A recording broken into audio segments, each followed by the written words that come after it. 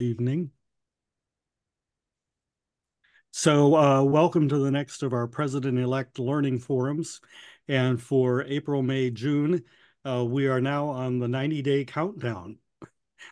I don't know if you had all realized that yet, but you got 90 days and you are it. So congratulations. Uh, so for the next 3 months, I uh, am very flexible with our agenda for us to spend time discussing items and asking questions of each other that are most valuable to you. But I did for this evening, I had a couple things to remind all of us. And then I've also brought my 90-day checklist of items. And I would like to show you that 90-day checklist and see where you want to focus there. I know I heard some input um, earlier that people would like to spend some more time talking about budgets and fundraising. We can do that. Or if the group wants to spend more time on another item, we can do that as well. So that would be the agenda that I would propose is one, reminders, and then two, our checklist, and then three, budgets, unless you guys determine you want to talk about something else on the checklist first. Does that work for everybody? Any other? Okay. So a couple of reminders, urgent reminders. Day 2 of our district learning assembly happens this Saturday morning, April 13th. We kicked this off on day 1, which was this past Saturday, and we had 3 hours of 3 different tracks, and people were able to come and go depending on which sessions and which tracks were of value to them. This coming Saturday, it will also be 9 to 12, same kind of format, 3 tracks. You're free to go into one track and then leave and then go into a different track. And you don't have to stay for the whole 3 hours if that's not of value to you. You pick and choose. But as president-elects, I would encourage you that you need to be proactive in communicating with your incoming leadership teams, your board members, that they want to come and participate in some of these trainings. This coming Saturday, for example, there will be training specifically for the club secretary. There'll be another training specific to the club treasurer. There will be a whole series of sessions that should be of interest to your community service chair, where there'll be some external speakers coming to talk about different issues around Hawaii, from homelessness to education to other things. So the agenda is on our district website. If you go to rotaryd5000.org, thanks to our webmaster, Conrad, it's right there, front and center. So just scroll down to where it says District Learning Assembly. And if you click there, you can pull up the agenda online. But I would ask you guys to communicate with your club members and communicate with them why it's beneficial for them to come to these district learning assembly sessions. We have a great set of facilitators.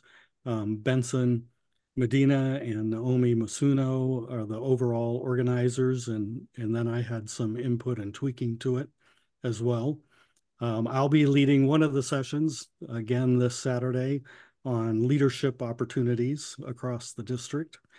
So some of you may want to attend that to start thinking about what you want to do after you're the club president. There'll be plenty of opportunities to do things for our district as well. So please take a look at that and communicate with your club members about day 2. The sessions are being recorded. People do have a lot of conflicts nowadays. Like last Saturday, I know was the Merry Monarch Parade, so that sort of knocked out a lot of East Hawaii and other folks who had traveled there for Merry Monarch. Um, and there are various service projects, so we try to be flexible, but also we want to really encourage our members to come and make use of these learning opportunities. Um, it's by sharing best practices and ideas with each other that we all continue to grow and improve and make our clubs even stronger year over year. So that's my pitch on District Learning Assembly for this Saturday. My second pitch is about the district conference, May 10th through 12th. It's going to be on Kauai at the Kauai Beach Resort. As of Mark may have more recent data, but as of late last week, there were only 37 of our clubs who had somebody coming to the district conference. So if your club is one of those, I need you to make that a priority, that somebody from your club should be the representative, and hopefully it's you, and ideally it's you and the current president. On Sunday morning, we will be introducing all of you, as well as the incoming district leadership team. The conference program is also online on our district website. There's a la carte pricing. If somebody can't come for the full conference, you can come for the Saturday or the Sunday, and a la carte is also a possibility. But each club should be represented. Mark, would you want to just comment about the program for district conference and why people ought to come? Sure, we can still handle more people, no problem at all. We're at about 135 people there for the whole weekend, and another 15 people that have done a la carte things. So it's a okay group, but we would like to have a few more, of course. And the program is solid. We have great presenters that are preparing in a TED Talk kind of format. It's going to be a little bit different, but it's going to be a lot of fun. There'll be time for fellowship. There'll be time for just being with each other and learning about Rotary. So it's going to be a great weekend. And the Kauai Beach Resort is an amazing facility. You're really going to like it. It's very local. It's comfortable, and it's a good place for us to have our district conference. So if you have not, you can still register and take part. And we look forward to seeing you there. Thanks, Ted. Yeah, so if anybody here hasn't registered yet and you are able to come, go to rotaryd5000.org. Again, thanks to Conrad, it's front and center on our homepage of our district website, and all of the links are there to register for the conference, to book your hotel room, get all the information about the program, whatever you need. And if there are any questions, feel free to ask Mark or me or any of the other people involved with the conference. So those are my sort of urgent updates and reminders for all of us. So let me move on to the next agenda item, and that's our 90-day checklist. If I can find my share button, here we go.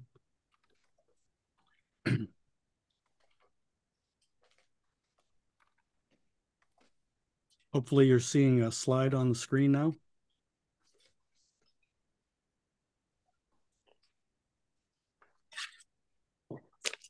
I take by not hearing no, that means yes.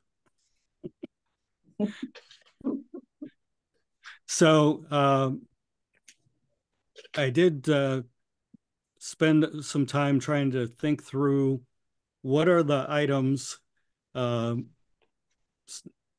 between now and July 1st that you as the incoming president want to be checking off your list if you have not already. And if you're ahead of the game, you've maybe checked off some of these already. If you haven't, there's still 90 days to start checking them off. So let me run through all of them first, and then I'll let you ask questions and guide me as to where you might want to spend some more time to drill down in any one of these areas. So one is, of course, getting your leadership team together. Hopefully you've already been working on this to have, if you have avenues of service chairs in your club that you're recruiting them or you have recruited them, that you've got your club officers in place, your vice president, your secretary, treasurer, any other officers that your club may have according to your bylaws.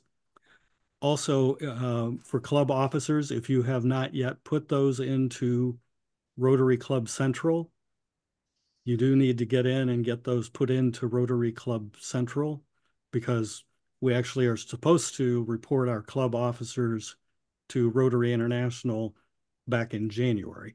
So if you haven't done that yet, we need to get those into Club Runner. So that's your club officers at a minimum, but also building out the rest of your team, making so that everybody knows what their job is and they're signed up for their particular role in the club for the coming year. Right alongside that then is also your board of directors. And this is going to vary considerably from club to club. If you are a very, very small club, your board may be all of your club members. If you are one of the large clubs in the district, then your board may include your club officers, different service chairs, fundraising chair, um, however you decide to organize it. And mid-sized clubs at a minimum are probably going to have your club officers and maybe at least a service project chair and or a fundraising chair. But that varies widely from club to club. And that sort of leads into the third point, which is your club bylaws. If you haven't pulled up and looked at your club bylaws yet, that should be on your to-do list. Your bylaws should tell you what officers and what directors you need to have on your board according to the club bylaws. You also, at the same time, want to read through those bylaws and think about, are there things that ought to be amended in those bylaws? Maybe things have changed and evolved and you have things in there that you're not really following, but you're doing it a different way now, or there's more flexibility that you see needs to happen in your bylaws. Your bylaws also should have a section that tells how the bylaws get amended in your club. So that's the process and the procedure and the time frames that you would need to collect proposed changes from your club members and yourself, and then how they have to be presented and voted upon in order to amend your bylaws. I bring that up kind of early on here in our 90-day checklist because as I've seen a few clubs kind of get into conflict or struggling, sometimes it's because they haven't followed their own bylaws and or the four-way test. So two really strong guiding documents for your club should be, of course, number one, our four-way test, and number two, the club bylaws. And the club bylaws outline the processes and procedure that the club members have agreed for how to get things done. So that's another item that you want to take a look at if you haven't already, and you may want to think about amending. Goals and action plans. Those of you who were in person at PETS in Los Angeles, you'll remember we spent some workshop time actually getting on our computers and entering a few goals as it's kind of a baseline, and talking about the Rotary Action Plan and how we're going to have action plans in each of our clubs that support those goals. So I'm actually going to start asking you on June 1st if you have your goals and your action plans in place. And the goals need to be in Rotary Club Central. You'll remember that they're organized now by the Rotary Action Plan categories. So again, if you're a very small club, you may want to pick and choose. You may not want to try to do a goal in each of the four areas. Maybe you want to really just focus on expand your reach in the coming year. If you're a really large club, then I would expect that you're going to have multiple goals in each of those four category areas.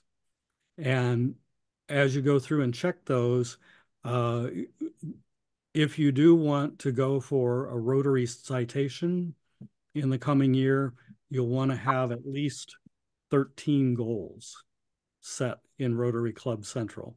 And then if you accomplish all 13 of those goals at the end of the year, you'll be awarded a Rotary International citation. But it's up to your club, your board members, you and your board members to decide how many goals make sense for us. What should our goals be out of the list that's there in Rotary Club Central? And what should the metric be? And then follow that up with, okay, these are our goals. If these are our goals, then what actions are we going to take in our club in the coming year to achieve that goal? So if we've put in a goal under expand our reach, or we're going to grow our club membership by a net positive of 2 members, there need to be actions as to what is the club going to do to make sure that at the end of the year, you end up with 2 more members than you started with, and that you've planned for the natural attrition of membership. So goals and action plans, though that's on the 90-day checklist, uh, should be in June 1st. And I'm going to start checking and asking you about those things on June 1st. Budgets and fundraising kind of go hand in hand. Hopefully in your club, you have a current budget and a budget format that you've been using. This is, again, there's no one size that fits all. Very, very small club. It may be a small number of line items that you have in your budget for both the income side and the expense side. Very large clubs are probably going to have an associated foundation or have an account in the District 5000 Foundation, and in addition to an operating budget. So more complexity there. I can, if you want to spend some time, I can show you some of how we did budgeting in my club. It's just an example for one specific club, but it might give you some ideas or examples if you don't already have an existing template in your club that you can continue to follow. But of course, the magic, because we're all about the magic of Rotary, the magic of a budget is just a plan of where are we going to bring money in and where are we going to expend money.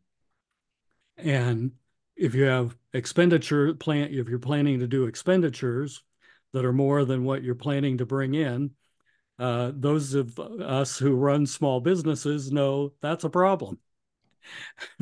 So then you've got to figure out, okay, how are we going to do fundraising or generate other donations to bring more income in so that we can do the expenditures that we would like to do over the course of the year. So we can discuss that a little further if you'd like. Fundraising is really, many of our clubs do have ongoing annual fundraisers that our community already knows. They're established. We've done them for some number of years, probably not during COVID, but maybe we've resurrected them since then. So some clubs have a major annual fundraiser. There are some advantages to that because you You can build a mailing list of people who've attended in the past. They already know you, they love you, they love the event. So it's easier to get a crowd out. But you don't have to do a great big event fundraiser either. You may want to do a series of smaller fundraisers or online fundraisers. Again, as I've said before, we're all encouraged to innovate and think and try new things. And there are many ways to raise money online nowadays, in addition to big mega events too. So that's the left-hand column. And these are not in any exact order, but um, sort of the way I would think about the order that I would want to start knocking these off the checklist. If you haven't, you probably want to think about how are you going to get input from your members? Are your members satisfied? Are there things your members would like to do differently? And that ranges from the number and type of service projects you have to the days and times of your meeting, to the place where you meet, to the maybe even the levels of your dues that you charge in your club. Um, because at the end of the day, of course, our clubs are about our members. And we grow members in our clubs by one, attracting new members, but number two is that enhanced participant engagement from our Rotary Action Plan. And we enhance participant engagement when we have satisfied, happy members who are having fun, they're getting value, they're getting the flexibility and the adaptability that they need to be valued members of the club, and that they feel like they're included and they're valued members of the club. So there are different ways you can do the member survey. You may want to pick up the phone and call every one of your members and just ask them some questions and hear their feedback directly.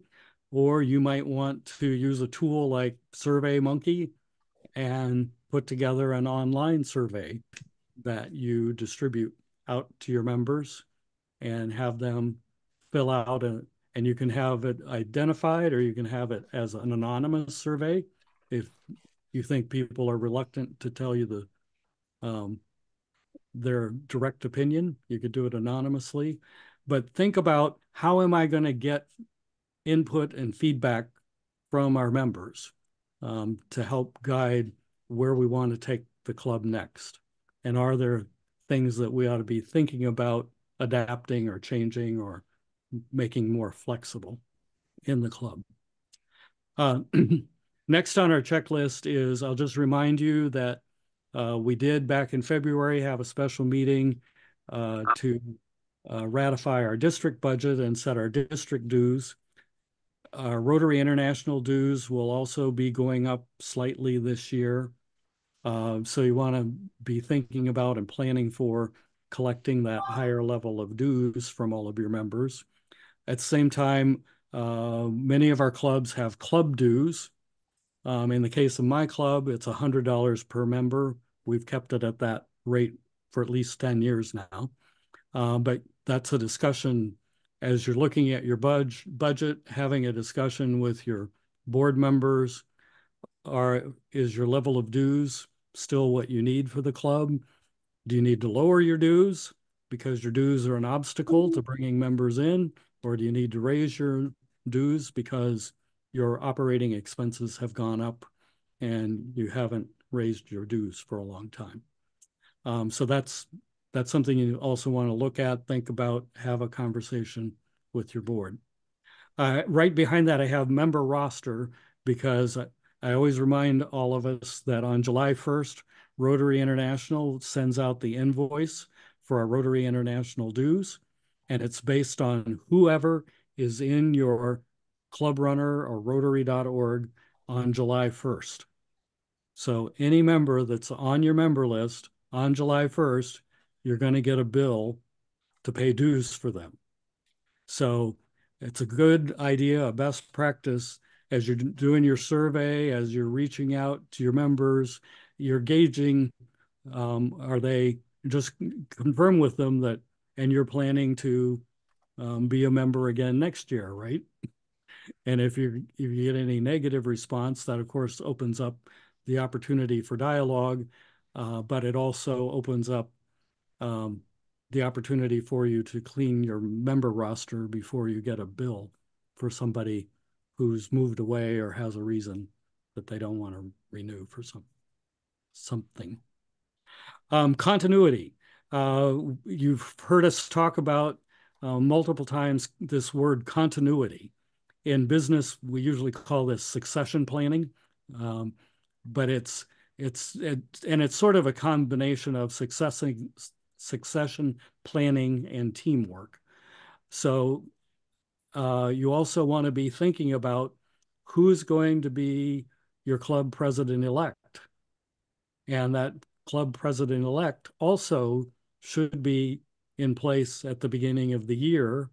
And you and that president-elect should be discussing, working on the board together, um, having common idea of the overall direction of the club so that things that you're starting in this Rotary year hopefully continue on into the next Rotary year.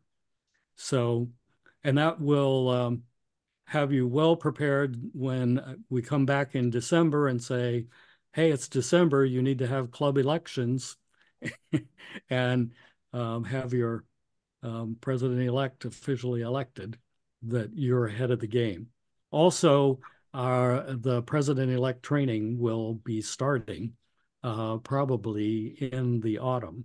I haven't discussed that yet with Nancy Cabral, but that's what we've been directed in the last couple of years to do. I mentioned briefly meeting day, time, and place. You want to just review, are your members happy with when and where you're meeting and how often you're meeting? And if not, are there adjustments that you need to look at and think about?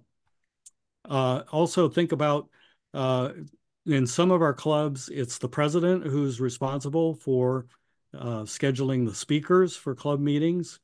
In other clubs, there's a speaker chair. So you need to think about how are you going to do that in your club next year? Are you going to arrange the speakers? Are you going to have a speaker chair? Have you already got somebody signed up to be your speaker chair? And of course, how often you're going to have a traditional meeting with a speaker will determine how many speakers you have to recruit. And the same with socials or pauhanas. In my club, we try to rotate that around so that there are different people responsible for organizing the pauhana different months. But you might have a pauhana chair who arranges that for your club. Or you might have a standing location for your pauhana that you don't have to make a different arrangement every month. So let me be quiet after doing a long overview of the list and see, are there questions about the list?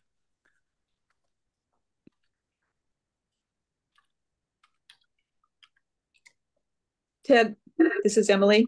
Uh-huh. I don't have a question about your list, but I have a question about speakers. I wondered if someone could help. I'm looking for someone who has a draft letter that confirms a speaker, that has, general information, what time we meet, what the meeting would be, how the meeting progresses, what they're, confirming the time and what they're talking about. Does anybody have a sample letter like that? I can send you what All-in-One uses. Oh, I'd really appreciate it. Thank you, Conrad. All right.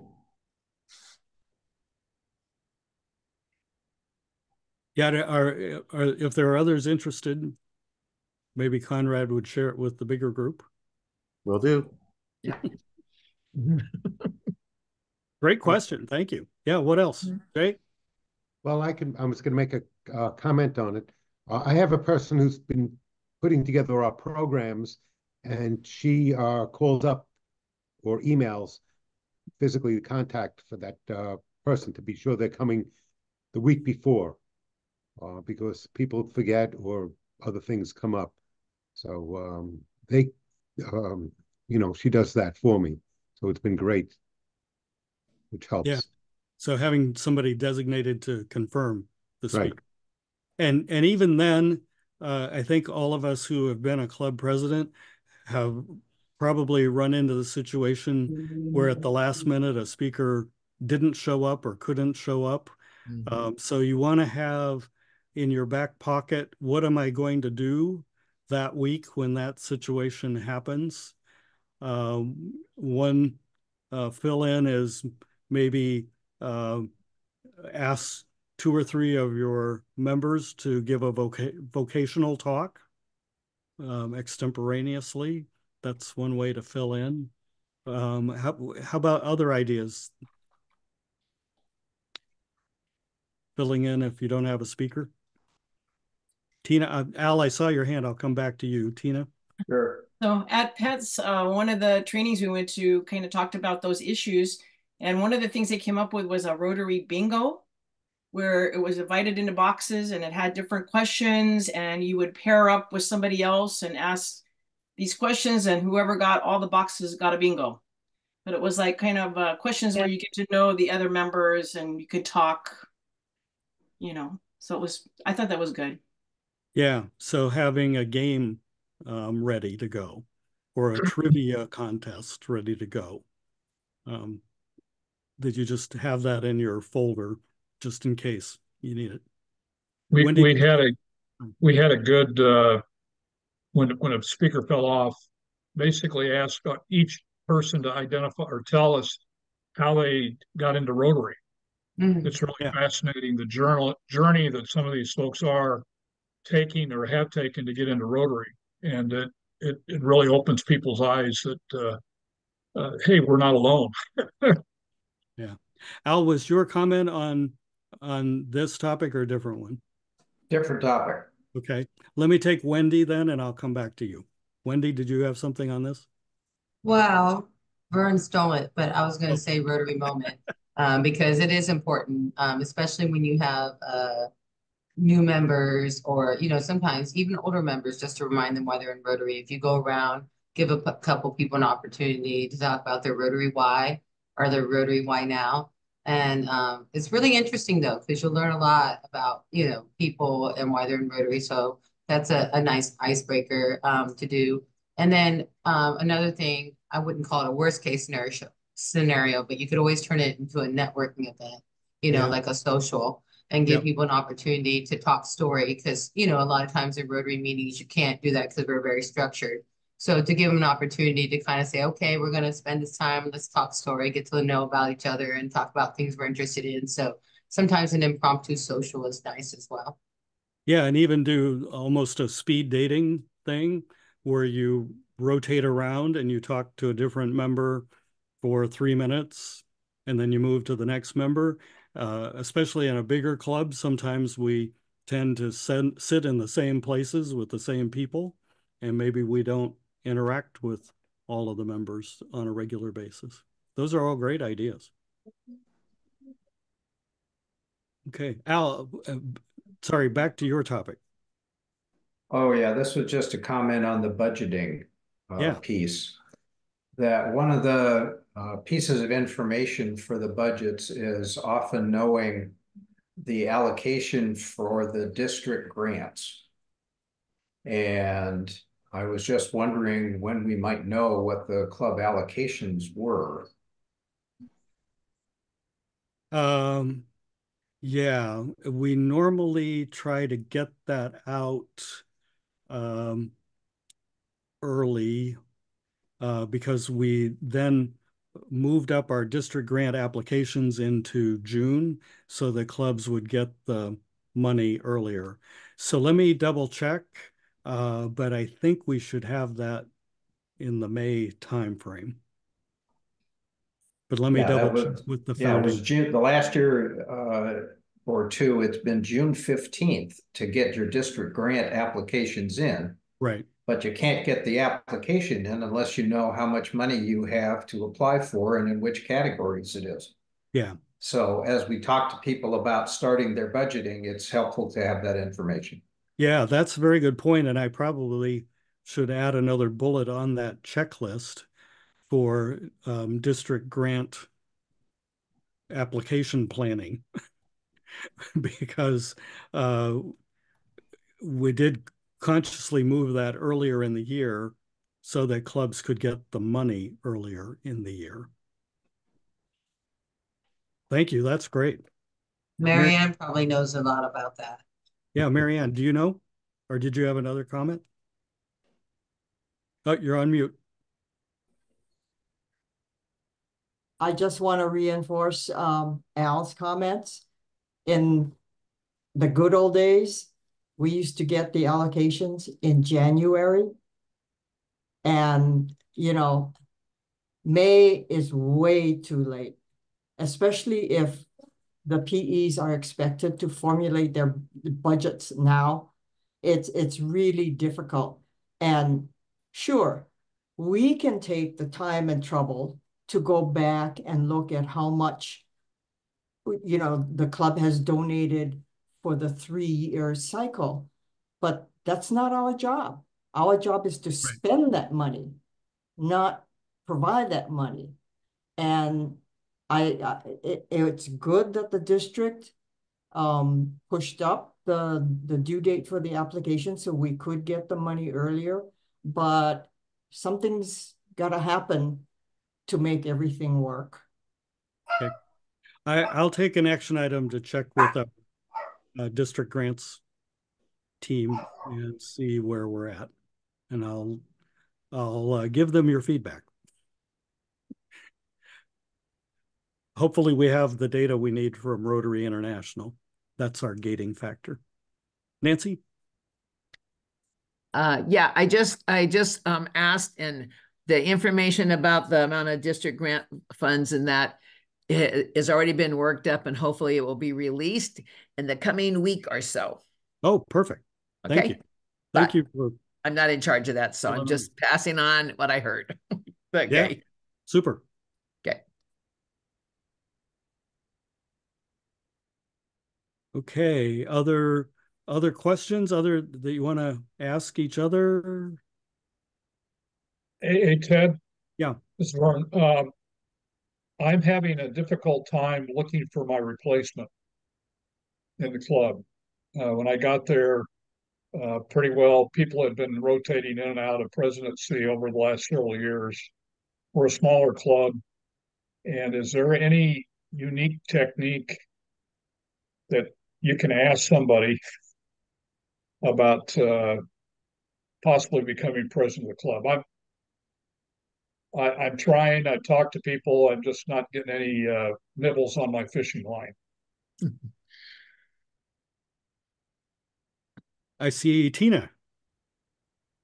So I actually had all of my board filled except for the president-elect position several months ago. And there was this one individual who was a new member to our club. And I was a little hesitant, but then I thought, you know what? I became an officer after 2 months of joining. So I'm going to ask this guy. And I kind of worded it like, you know, I filled all my other positions and there's a special position. And I thought that you would be the perfect person to fill this. And I gave all the, you know, positive attributes because he had been a speaker at our club and he was very gregarious and outspoken. And he took a few minutes to think about it and he accepted. Mm. So if you kind of word it right and make them feel special and appreciated, then sometimes it works in your favor. So that's why I got them. To add to that, Tina, you've got to also make the point that because your team is in place, that team will support the president. Right. So you have a treasurer, you have a secretary, you have all the various chairs, they're there to support. So and the president doesn't have to do everything. That's true. Right. And the other thing that pushed him over was I told him I would be your mentor. I said, I will be there, ask me questions. I'll be there to provide the training and other information to guide you along the way. And that tipped him over the edge to say yes. So. Yeah, Nancy. Well, I got to say thank you because I want to already start. We're going to put it out there to see if the president-elect nominees for 25, 26 would stay on from 12 to 12:30 this Saturday, just so we can start with some idea sharing, not with directives per se, maybe a few save the dates, but primarily concept building. And I know there's a lot of clubs that don't have their nominee for 25, 26. So really would like to encourage that. And I got it. Trust me, nobody's more scared than I am of what I'm heading into and unprepared for. Well, because Ted's already more prepared, right? You got prepared this past year. But so many people go into district leadership now, and there's so many wonderful programs and I'm not sure, it seems like it's harder and harder to get people to step up, maybe because they know so much more about Rotary. They now know how overwhelming it is. I think before we just kind of, oh, well, whatever. Now we know so much. But again, I think it's a matter of trying to make sure that they know you're never alone. We're all here to support you. And with the small clubs, I can see it. I can see why that's a huge, huge issue. So it's a big, big thing, but they're not alone, both within your club, the district, we're all there. I mean, that's one of the greatest things is, you feel the ohana when you're in Rotary, so they're just part of the ohana here. So I think everybody try and encourage that and let people know we're all here. It ain't brain surgery. No one's ever died on the table. So don't worry about that. We're going to live through whatever mistakes you might make. Trust me, I make a lot of them. So that's, please give me my nominee so I know who to start working with. Thank you. Yeah. Wendy. So something that I've had in the past was as an assistant governor, because I've been one a couple of times now, when I've had a club that was struggling or they couldn't, get somebody to step up to positions, what they would do is they would ask their AG to come and speak to the club.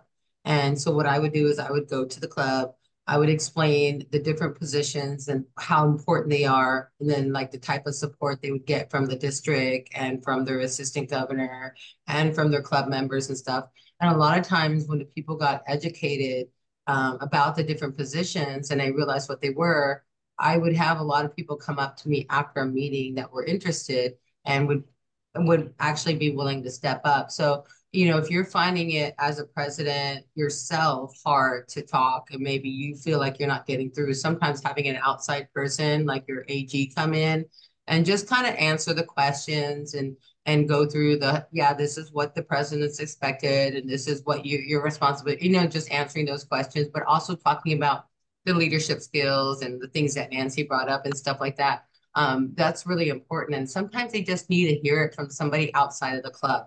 I know that sounds weird, but sometimes when they hear that, that works too. So that's another option that you have, whether it's your assistant governor or district governor, depending on what island and stuff you have. That is an option for you and a resource for you that can help you as well when you're struggling getting board members and a president-elect. Mm-hmm. Great. Thanks for all the feedback. Yeah. And I also have seen situations where it was just a dead end. Nobody was stepping up. And then it has to go back and the problem needs to be owned by the club and all of the club members. And you got to pull the club members together and say, look, guys, if we want to have a club moving forward, we have to have a leader or a leadership team. So how can we come up with a solution together so that we can have our leadership team for the coming year? And sometimes one person might say, well, I could do part of it if somebody would do it with me. And then we've had situations where we have co-presidents. Not ideal, but even more extreme. I've seen situations where there were 2 or 3 or even 4 presidents that each took a mini term. I don't recommend having that many, but I have seen it happen. But at the end of the day, it's not your problem. If you've exhausted all your conversations, nobody's stepping up, then the club needs to own that problem, and the club needs to have a dialogue together to come up with a solution of how are we going to move forward. Marion? Ted, sometimes I think, some clubs have past presidents who they don't want to be president again. Hey, I was president 19 years ago, people, and I'm president. I'm going to be president again. It's never too late. You never say no. When you have to step up, you step up. And Vern, you can use me as an example. 19 years in between presidencies, but there was a need and I filled it. Now I'm going to be sorry, but so, Well, ask. I was just going to say, I do have a previous past president say when all else fails, he'd step up. But I hate to have that happen too. That it's kind of like, oh, by the way. And I've got a couple, we've had a couple new members, very energetic, but I'm really don't want to have them immediately jump in and get burnt out either. So thanks for the advice, everybody. It's okay, Vernon. That's why he was here. He came back because he had to. I'm just playing with you. He's awesome. That's why I took over presidency, because no one else was. And I got you beat by 19 years. I was 76, 77 was my first presidency. But it wasn't Kihei Wailea. It wasn't in Hawaii even. But I felt that the club needed it. It needed, no one was stepping up. And we have a club with a lot of ex-presidents in it. And they're just, I'm trying to get them even to participate, which is difficult. So, and I think the problem is the younger members, which we're not attracting. And that's part of the core problem. I think the other thing to remind everybody is this is a volunteer organization. If you in your mind do not succeed, no one is going to fire you. This is not like a corporation or a major sports team. You're not going to get fired. You may not succeed in your view, but it doesn't really matter. Right. Yeah. And at the same time, we all joined a service organization, which means we joined an organization with the expectation that we were going to play different service roles over time and that we were going to rotate around and take turns. And that is part of being a member of Rotary. Nancy?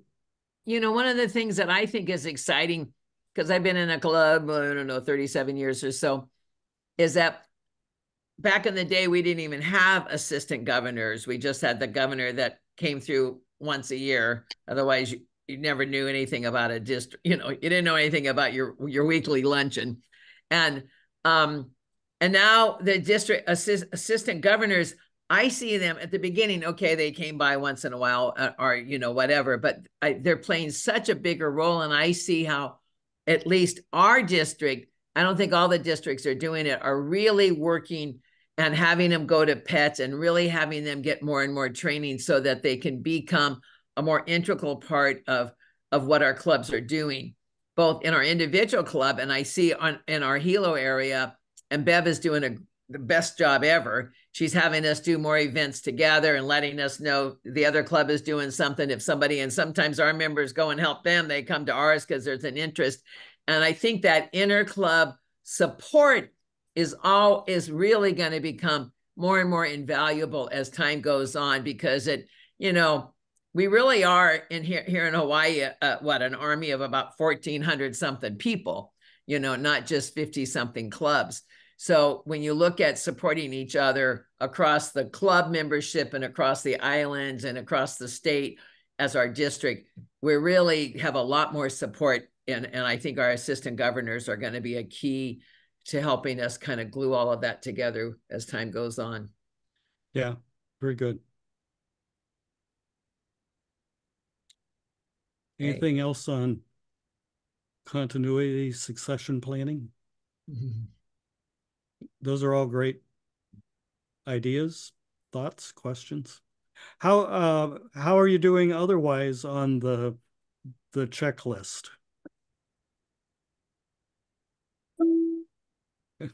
And don't be embarrassed to say. I've got a whole lot of it still to do. That's okay. We're here to help each other. Well, Ted, I'll speak up. We're actually going to be meeting on the 27th of this month to review our current plan, our strategic plan and action plan, and make sure we're lined up with the Rotary action plan. I pulled off the dust of a couple previous strategic plans that the club had that I guess we're sitting in a desk drawer, and we're going to meld what we did last year with our peace initiatives into that aspect. So hopefully that'll come good, and then get our goals set for next year. But we're doing that on the 27th.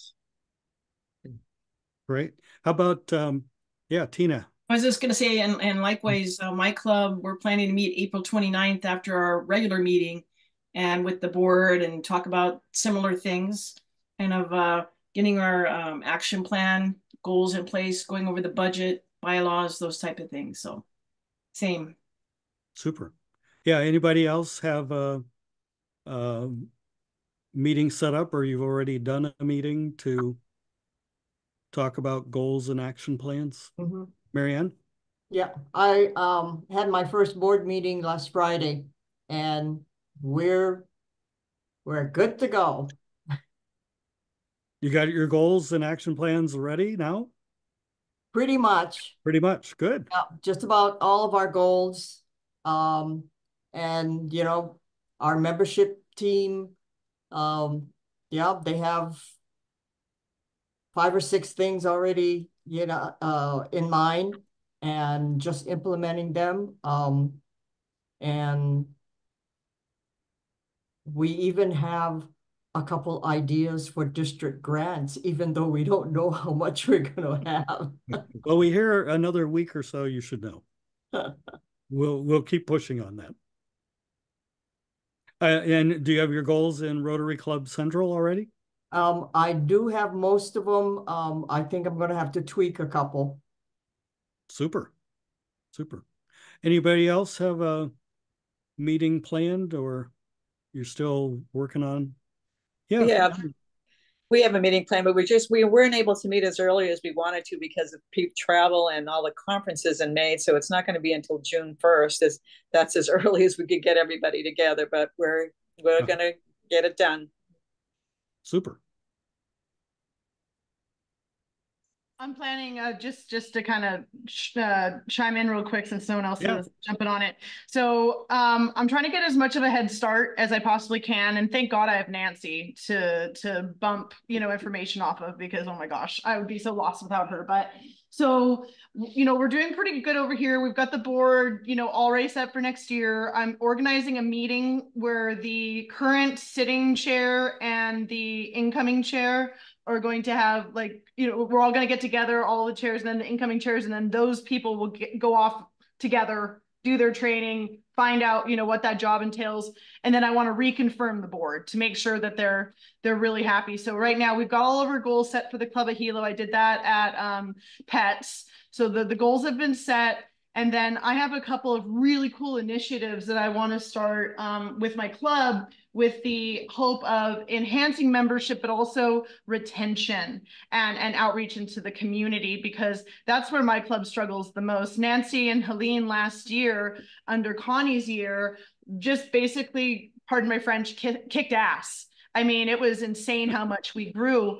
But, if we can't keep those numbers, all that hard work is basically, for no reason, right? So my goal this year is, not that it's my year or my goal, but personally for the club, what I'd like to see is emphasis on retention. And I think that the key for that is engagement. So we're working on a couple of ideas to engage the community on an even higher level.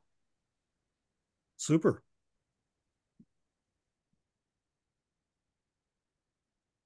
Okay. Well, it sounds like a lot of you have either meetings you've done or you've got meetings planned. If you haven't done that yet, I'd encourage you to make that a high priority on your to-do list to get a meeting scheduled with your board, or if you're a very small club with maybe it's your whole club, to talk through goals and action plans. And I'll just warn you again, I will be coming back early June to ask you about those. And hopefully you've already got them into Rotary Club Central, and we'll be ready to roll on July 1st. Okay, we're coming to the end of our scheduled hour for this evening, and I always like to be mindful of everybody's time and not run over our scheduled meetings. But let me just ask for a little feedback. Was this useful for us to have this kind of discussion this evening? Yeah, I think it's good for everybody to get on the same page and to just see what everybody else is doing and to see, where everyone else is at and kind of gauge, where we're at in comparison to this. Because I mean, I haven't been in Rotary leadership before, outside of this. So knowing what other people are doing, knowing what I should be doing right now, engaging that has been very helpful. Okay, good. Okay, well then, Tina, I'm sorry. I was just gonna say, ditto what Chelsea said.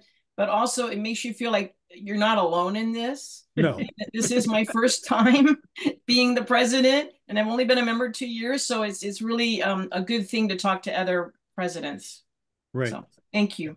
Yeah, and don't also reach out to your assistant governors if you have questions in between these meetings.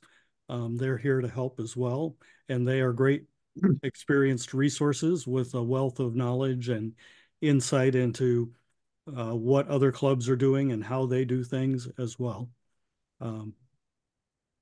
Ted, real quick, Chelsea? quick question before everybody jumps off. I'm actually kind of hoping that we could do maybe, and I don't know if everybody would be open for this, but I'd love to maybe get all the president-elects on like an email stream so that we can start shooting ideas off of each other. And then if we have any collective projects that we want to work on, for instance, I want to build Veteran Village at my VFW post in Nonavali to get disabled veterans off the streets. And I'd love to make this an all, like, once we do it in Hilo, why can't we do that in Maui? Why can't we do that in Oahu, right?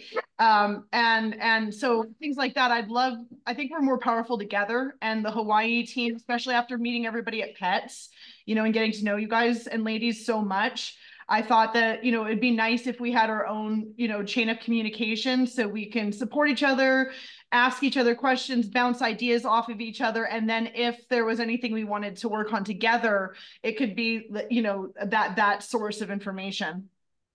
Yeah, that prompts me to ask the group. I hadn't taken action on this yet, but I wondered about, like for the Singapore convention, for our district governor classes, for the district conference teams, we've all been using WhatsApp to communicate with each other rather than having long email chains.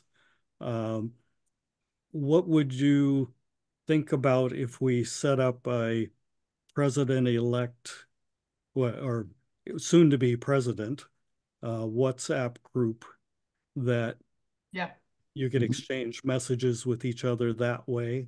Mike? Who's familiar with, excuse me, Telegram? Because that seems like it's even more designed for stuff like this, for having group conversations like that. I've never used it, but I know that that's kind of what it's for. Anybody with experience? Are we all too old for that? There's so many apps these days for communication. I can't keep up with them all. But no, I haven't heard of that. However, I'm open for anything that's easy and engaging. The thing about Telegram is it's not just on your phone, it's also on your computer. You can also have WhatsApp on your computer too. Oh, you can? See, there you go. See how little I know? Yeah. Yeah, and I just need some training. Okay. Okay, well I'll take that as an action item then, to work on a WhatsApp group for us and a little tutorial then on how to use it. Awesome. Thanks, Ted. Okay, super. Thank you for bringing that up. I forgot to have that on my list. Okay, well, we've come to the end of our time for today. Let's get together again a month from now. Hopefully you got that on your calendar for, is it May 13th? I've forgotten the date now. Yeah, May 13th. Yeah, May 13th. Monday at 6:30. And if you do have a conflict, we will record the session and get it posted onto our president-elect webpage. I want to steal all these next year, so keep them around. And great to see everybody. I haven't seen you. Yeah, it's great to see all of you. Good to see everybody. Yeah. Yay. Thanks for coming out tonight. Yeah. Thanks, Thank you, everyone. Have a good week. See you in Kauai. Good night, everyone. Right. Yeah. T-minus 90, everyone. Bye, y'all. Okay. Good night. Where am I?